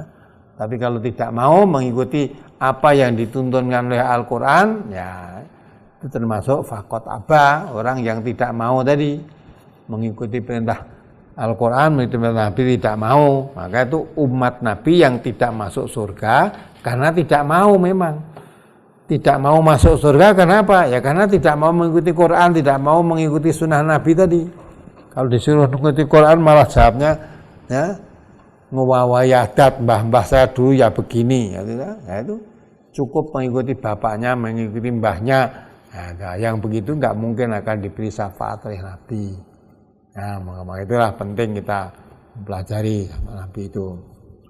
Nah, setelah kita ya, dan di samping itu yang ditinggalkan Rasulullah dijamin selamat ya Quran dan Sunnah tadi. Makanya lantadilu ma masaktum bihima kitabullah wa sunnatan nabihi. Kalau kamu ikuti dua perkara yang ditinggalkan oleh Nabi itu tidak mungkin akan sesat. Dua perkara itu apa? Kitabullah maksudnya Al-Quran, sunnatan Nabi maksudnya sunnah Rasulullah. Nah, kalau itu Quran dan sunnah Nabi dijamin pasti masuk surga, tidak akan sesat. Nah itu. Apalagi berikutnya di dalam hadis riwayat Muslim dan juga di Bukhari disebutkan bahwa asyuhada'u khamsatun al-mat'un wal matbun wal ghariqu wasakhibul hadhihi wasyahidu fi sabilillah. Orang yang mati syahid itu ada 5, yakni ada orang yang mati karena taun atau wabah, orang yang mati karena menderita sakit perut, orang yang tenggelam, orang yang mati karena tertimpa reruntuhan, dan orang yang mati syahid di jalan Allah. Kemudian pada saat ini ada beberapa petugas tenaga kesehatan yang meninggal akibat corona. Apakah ini termasuk tergolong mati syahid? Ya, kalau dia orang Muslim, ya orang yang beriman, dan orang mati syahid yang dijamin mendapatkan keselamatan itu orang yang Islam. Ya, kalau dia bukan orang yang beriman, bukan orang Islam, walaupun mati syahid karena apa musibah atau karena kecelakaan, karena tenggelam, karena nggak ada apa-apanya. Karena perang juga. Ya, tidak mungkin orang mati syahid karena perang sedang dia bukan orang Islam. Ya. Justru orang Islam itu kalau perangnya tidak membela agama, tidak mati syahid, malah dia diakui umat Nabi kan. Nabi mengatakan laisa minna mengqatala ya, ala asobiyatin. Tidak termasuk umatku orang yang mati karena membela golongan, membela asobiyah, tidak membela agama. Ya, walaupun perang tidak termasuk mati syahid. Yang dikatakan perang mati syahid itu perang membela agama Allah. Nah, mati dalam peperangan itu fisabilillah, mati syahid. Tapi kalau perang membela golongan tidak termasuk. Ya, mati tenggelam atau itu ya tadi syahid. Artinya yang mati syahid itu perlu diketahui itu semua orang yang beriman. Kalau bukan orang yang beriman tidak punya mati syahid dalam arti yang dibenarkan, berarti nggak ada orang beriman. Maka yang dijamin masuk surga juga orang yang beriman. Orang mati syahid yang di jalan Allah itu membela agama Allah itu jangan dikira dikatakan jangan dikira orang itu mati, tapi hakikatnya dia hidup di sisi Allah mendapat rezeki yang lebih baik gitu loh. Apalagi bagaimana alam kuburnya orang yang mati tenggelam di laut atau kebakaran? Maksudnya bagaimana gimana? Kuburnya yang di lah itu masalah kuburnya di mana sudah saya terangkan. Alam kubur itu alam gaib. Jangan nanyakan gimana orang yang mati tenggelam di laut, ya, apalagi dimakan ikan sisa. Nah kuburnya di mana itu? Ya. Dimakan tenggelam dalam laut iso diintaske nanti mati dikubur kuburin yang enggak ada yang dimakan ikan. Wes, nah kuburin yang di padahal iwake ora dikubur malah digoreng wong. Nah, maka di mana? Maka alam kubur itu jangan kamu anggap alam kubur ya di kubur. Alam kubur itu lain dengan alam dunia ini. Nah, alam kubur hakikatnya alam kubur itu gaib. Kita tidak mengetahui, jangan. Maka tadi saya akan dikirakan kalau orang dikubur di satu tempat itu seolah-olah bisa jagongan, bisa ketemu masing-masing antara orang yang dikubur. Tidak, Alamnya udah lain, alam kubur. Kita tidak tahu alam kubur itu di mana, itu tidak tahu kita. Walaupun dikuburkan di situ, apa dikira ya, orangnya terus tetap di situ, ya maka itu alam kubur itu alam lain, alam gaib yang kita tidak tahu. Tapi yang jelas alam kubur itu setelah orang mati meninggalkan dunia ini, dia hidup di alam kubur. Baik dia dikubur atau ada kan yang dibakar itu, mati dibakar, malah abunya pun tidak dikubur, abunya dilabuh ke laut sana, udah jadi kan raka ruan wih. Ya. Abunya dilabuh di laut sehingga abunya tidak dikuburkan, malah dibawa kemana-mana oleh air laut itu berserakan. Apa tuh wonge tuh ora hidup tidak di alam kubur, ndak, yaitu hakikatnya di alam kubur. Nah di alam kubur itu mana tuh gaib. Kita yakin aja bahwa orang sudah mati nanti hidup di alam kubur. Lah kuburnya di mana, hakikatnya bagaimana kita tidak tahu. Tapi yakin bahwa orang mati itu, orang hidup itu sudah mati nanti masuk alam kubur. Alam kubur itu hakikatnya bagaimana kita tidak mengetahui yang sebenar hakikatnya. Tapi harus meyakini bahwa sesudah tinggalkan dunia ini orang masuk alam kubur. Ada alam barzah tadi. Nah gitu ya. Nah, alam kubur itu di mana? Jangan minta buktinya sekarang. Nanti aja kalau kamu sudah tinggalkan dunia ini akan masuk alam kubur. Nah kamu baru tahu. Itu pun nggak bisa memberitahu yang hidup. Ya, nggak tahu yang hidup. Tapi bagi orang yang hidup yang beriman, yakin bahwa alam kubur itu ada. Kapan adanya? Setelah kita tinggalkan hidup di dunia ini. Kita masuk alam kubur.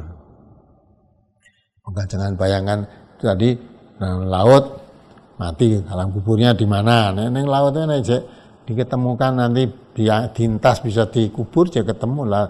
Tenggelam laut, apalagi yang kebakar itu, ya, mati kebakar, dah. Bahwa terbang, saat terbangnya jatuh terbakar, sudah orangnya terbakar habis, atau sengaja dibakar. Yang mempunyai keyakinan itu yang mati malah disengaja dibakar di sana, lalu kuburnya di mana itu? Nah, padahal abunya pun tidak dikuburkan, malah dibuang ke laut, kan dibawa ombak kemana-mana, apa tuh orang yang kubur, ya. Nah, maka kita yakini orang sudah meninggalkan dunia ini masuk alam kubur, alam barzah, alam tahanan lah. Tahan dulu nanti sampai hari kiamat. Nah dikubur bagaimana? Nah tadi diperlihatkan, lihat amalnya. Kalau amalnya baik, calon penghuni surga setiap pagi dan sore ditunjukkan tempat tinggalnya nanti. Tapi kalau amalnya jelek, calon penghuni neraka, tiap pagi dan sore ya ditunjukkan tempat tinggalnya nanti akan ditempati setelah kita selesai ya datangnya hari kiamat nanti. Apalagi saya punya teman kena musibah di Pantai Cemara. Dia seorang dermawan dan rajin beribadah, hafal Al-Quran. Apakah meninggalnya termasuk mati syahid karena dia berniat membahagiakan keluarganya? Nah, udah. Ya mudah-mudahan ya, nanti orang baik tenggelam sana, mudah-mudahan mati syahid yang disaksikan, yang dibahagiakan oleh Allah. Mudah-mudahan hakikatnya kita tidak tahu. Karena ada apa? Nabi kita mengatakan ada 3 golongan yang dikatakan oleh orang semua untuk masuk surga, ternyata masuk neraka. Ya, 1 dermawan, suka berderma, suka menolong orang. Ya. Dah dengan kekayaannya dia suka berderma. Yang kedua orang mati syahid, ya mati syahid. Orang membela agama Allah, mati syahid. Yang satu orang alim, dia menyebarkan ilmunya, dakwah dengan ilmunya. Ketiga-tiganya itu dermawan juga, ya memberikan pertolongan dengan hartanya. Orang yang mati syahid tadi perang membela agama Allah, betul melawan orang kafir juga, ya. Kemudian yang dia orang alim berdakwah dengan ilmunya, tidak mau diongkosi, nggak mau diberi upah dan sudah, ya. Masuk surga. Semua orang mengatakan orang ahli surga. Tapi setelah dipanggil, di hadapan Allah ditanya, dia menjawab, ya betul ya Allah, saya mati membela agama Allah untuk mengharapkan ridhomu ya Allah. Nah, ternyata Allah tahu, bohong kamu.